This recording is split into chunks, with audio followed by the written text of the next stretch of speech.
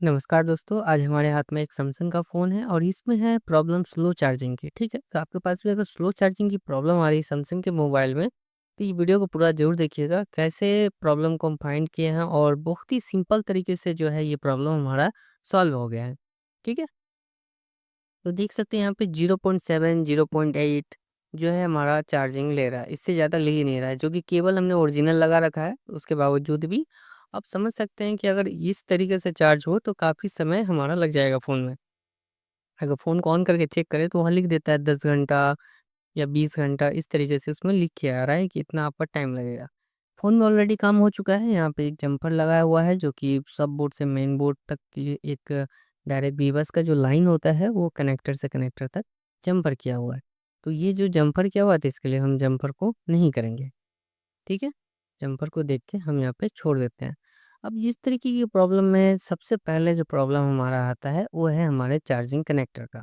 या आप बोल सकते हैं जो पत्ता होता है, तो पत्ता में तो ऑलरेडी यहाँ पे जम्पर लगा हुआ है, जैसे कि आपको हम सबसे पहले दिखाएँ कि नीचे से ऊपर तक एक जम्पर जो है हमारा कनेक्ट किया हुआ है।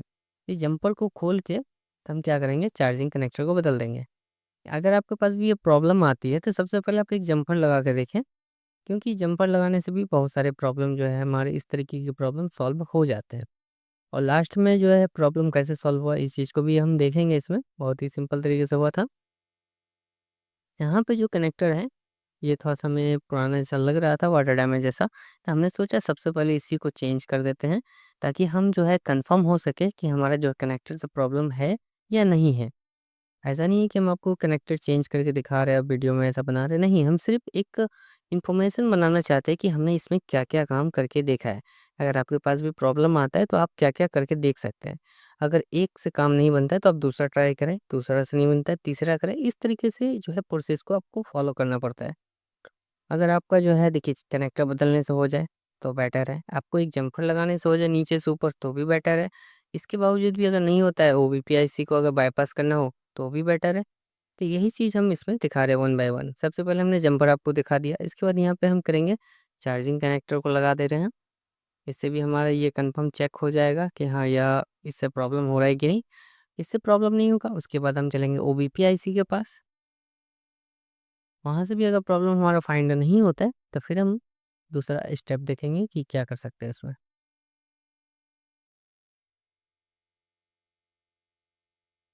देखिए यहाँ पे हमारा जो है कनेक्टर फटाफट से लग गया है। इसमें ज़्यादा समय हम नहीं लेंगे आपसे, क्योंकि ये कोई मतलब कोई ख़ास चीज़ नहीं है। सैमसंग का कनेक्टर देखा जाए तो मेरी नज़र में सबसे आसान टाइप सी कनेक्टर होता है, जो कि कोई भी लगा सकता है मेरी नज़र में। देखिए यहाँ पे हमने तो इसको तो लगा दिया कनेक्टर नया, मगर प्रॉब्लम जो है सेम टू सेम, चार्जिंग अभी भी 0.7 से ज़्यादा हमारा नहीं ले रहा है। यानी कि प्रॉब्लम हमारा अभी भी सॉल्व नहीं हुआ है।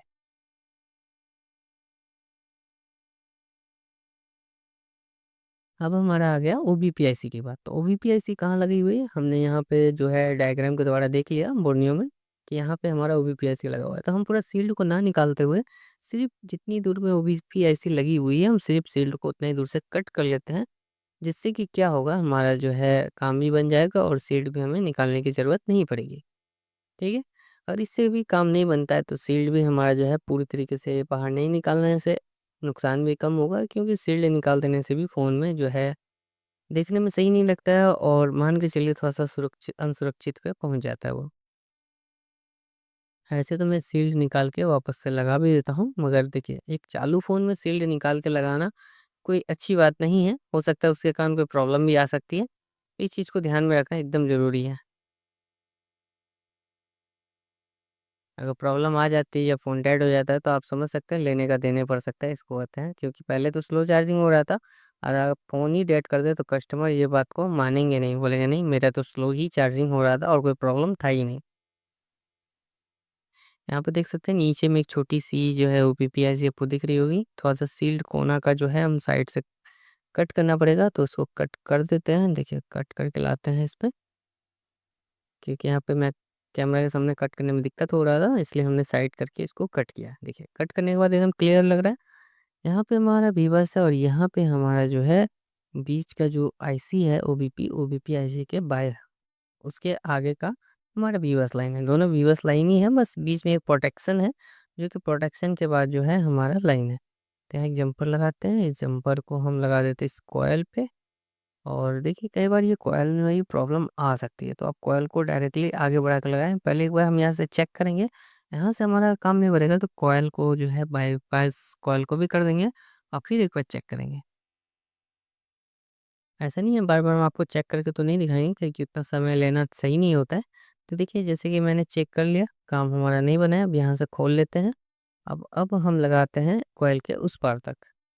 फिर चेक करते हैं कि क्या हमारा उससे भी काम बना कि नहीं, अगर उससे काम नहीं बनता है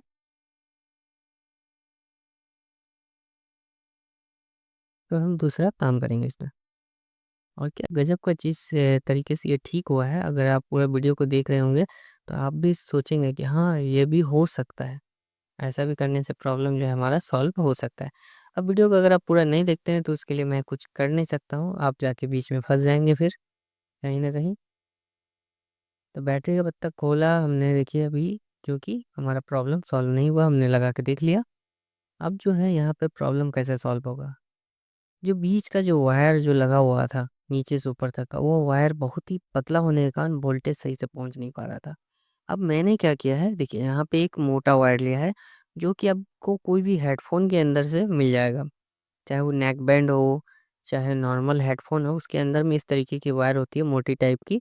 उसको आपको अच्छे से कट करके दोनों साइड अगर सोल्डर करते हैं बहुत ही अच्छा होता है, क्योंकि वो कहीं पे शॉर्टिंग भी नहीं करेगा। देखिए इसको हमने ऊपर से ये नीचे साइड तक लाया